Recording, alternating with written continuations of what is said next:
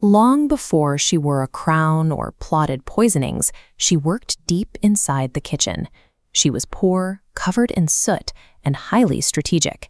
She used her quick wit and a talent for Scrabble to win the affection of the reigning king, eventually marrying him. This is the historical background of the evil queen.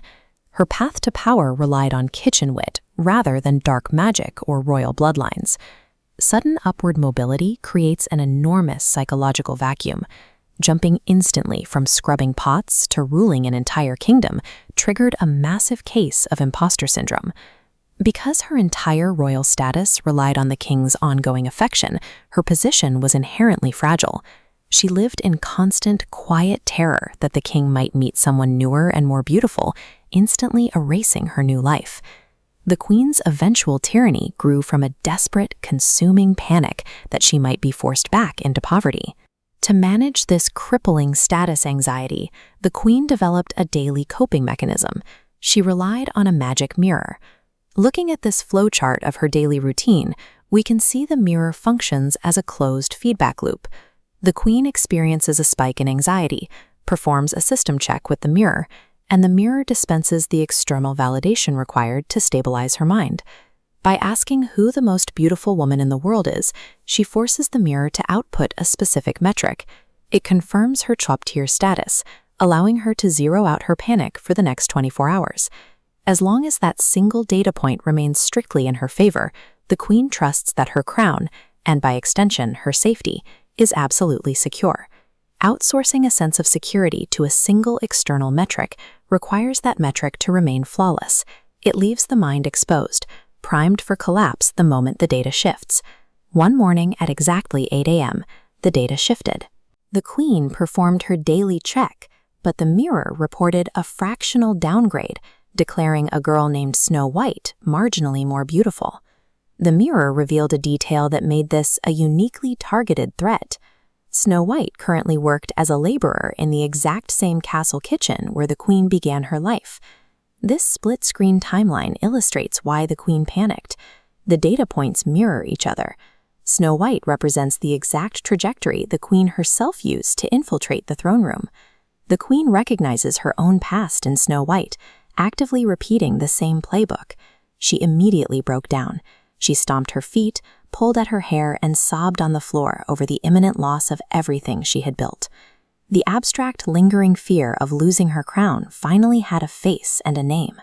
That anxiety materialized into cold, hard panic, transforming a fear of poverty into active paranoia.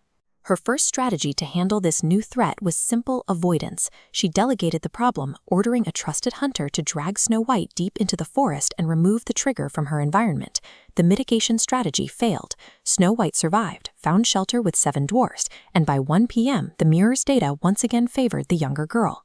Realizing she could no longer delegate her security, she escalated to direct control. She went into her closet, put on her old boots and her old coat, and rode out to the forest to handle the execution herself.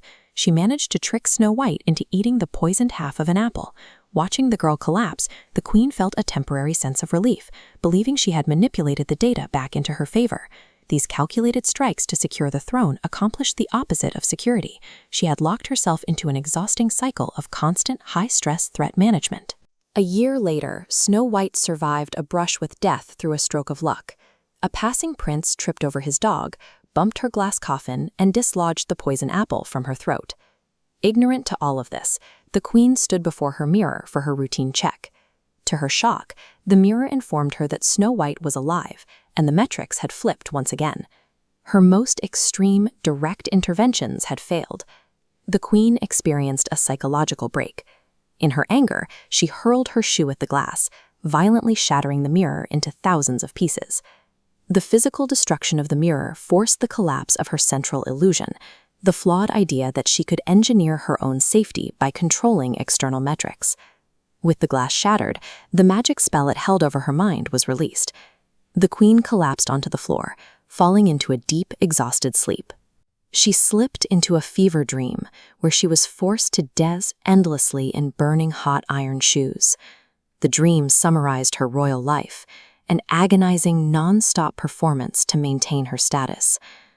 When she woke the next morning, The device that measured her worth was gone. The crippling anxiety and jealousy that dictated her every move vanished with the glass. Feeling free, she walked downstairs to find her husband. She didn't check her reflection or plot a single execution. She just asked if he wanted to play a game of Scrabble. The toxic mechanism of constant comparison was the story's true antagonist. True security arrives when a person stops measuring their worth against the metrics of others.